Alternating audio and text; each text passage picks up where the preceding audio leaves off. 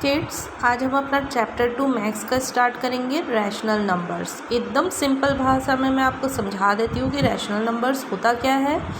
कोई भी नंबर जिसे हम न्यूमरेटर और डिनोमिनेटर फॉर्म में, मतलब इस तरीके के फॉर्म में लिखते हैं। ऊपर वाले को क्या बोलते हैं हम? न्यूमरेटर, एंड नीचे वाले को हम बोलते हैं डिनोमिनेटर। मतलब आप फ्रैक्शन में लिखते हैं किसी भी इंटीजर को, तो वो क्या कहलाता है? Rational number.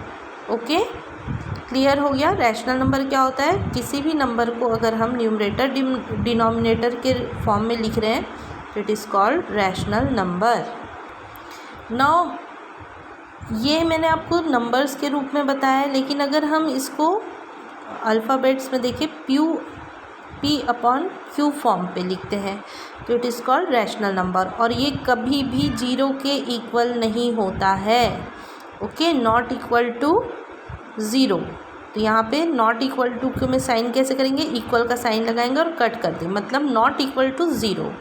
ओके, अगर हम नॉर्मल एक नंबर लेते हैं, 2 लिखा हुआ है, ओके, तो 2 क्या रैशनल नंबर कहलाएगा? जी हाँ, ये भी कहलाएगा, क्योंकि अगर ये सिंगल लिखा हुआ है तो हम मान के चलते P फॉर्म में 2 लिखा है और यहाँ Q में क्या आ जाएगा? 1। अगर कुछ भी नहीं लिखा है तो हम इस फॉर्म को भी रैशनल नंबर के हिसाब से देख सकते हैं।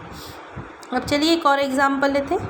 ये 2 लिखा है और यहाँ पे नीचे 0 दिया है, तो क्या ये रैशनल नंबर कहलाएगा? नो। ओके, ये रैशनल नंबर नहीं कहलाएगा। अगर आप डिवाइड करेंगे तो ये डिवाइड नहीं होगा और आपका आंसर क्या आएगा? 0 ही आएगा। तो ये रैशनल नंबर नहीं है। ओके, क्लियर हो गया? अगर सिंगल 2 लिखा है या कोई भी नंबर लिखा है तो उसके नीचे हम 1 दे सकते हैं।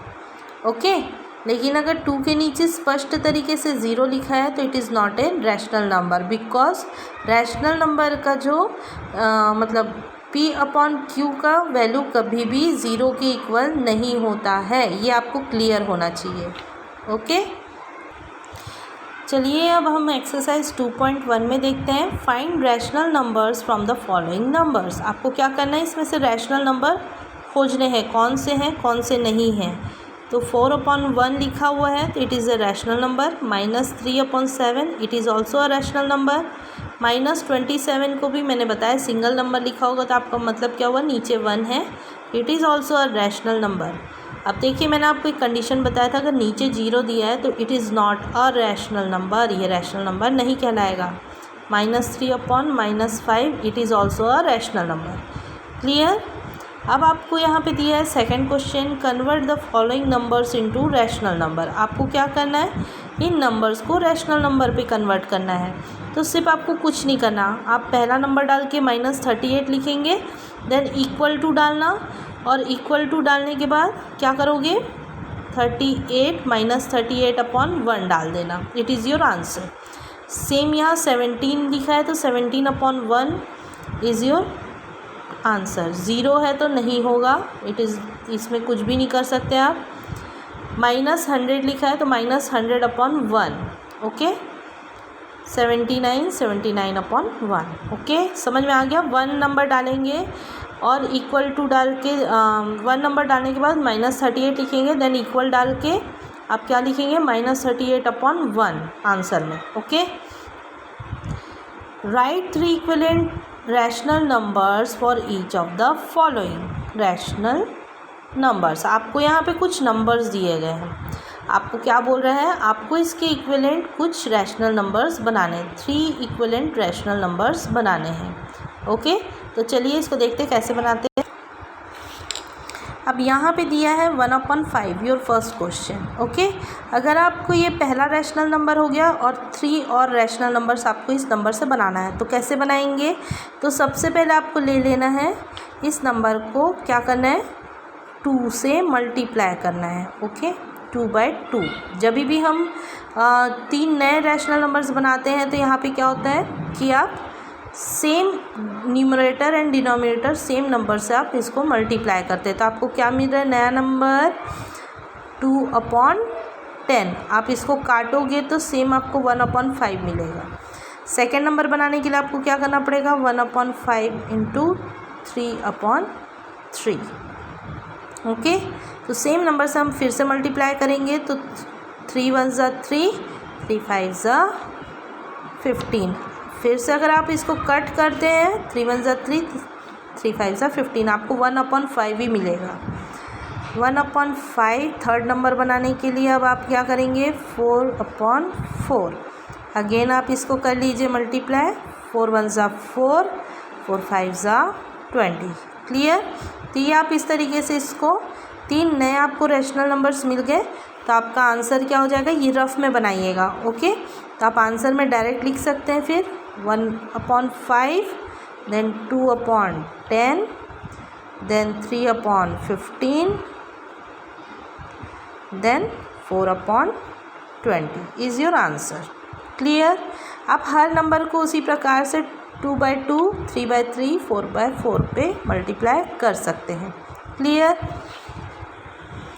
Now right the lowest form of the following rational numbers. आपको क्या करना है, लोएस्ट फॉर्म रैशनल नंबर का लिखना है। चलिए देखते हैं लोएस्ट फॉर्म क्या होता है। ना लोएस्ट फॉर्म का मतलब क्या होता है, हमें इसे डिवाइड करना है सेम नंबर से। आपने देखा होगा 5 के टेबल में 25 भी आता है और 40 भी आता है, तो अगर हम इसको 5 से डिवाइड कर दें दोनों को, तो हमको क्या मिलेगा, अगर आप 5 से डिवाइड करते तो क्या मिलेगा, आप काटते जाइए इसको, 5 5 ज़ा 25। यहाँ पे अगर हम लिखते हैं सीधी तरीके से, तो इस तरीके से आप देख सकते हैं, सिंपली आपको समझ में आएगा। फिर 5 5 ज़ा 25, 5 8 ज़ा 40। Okay, what is your next number, 5/8।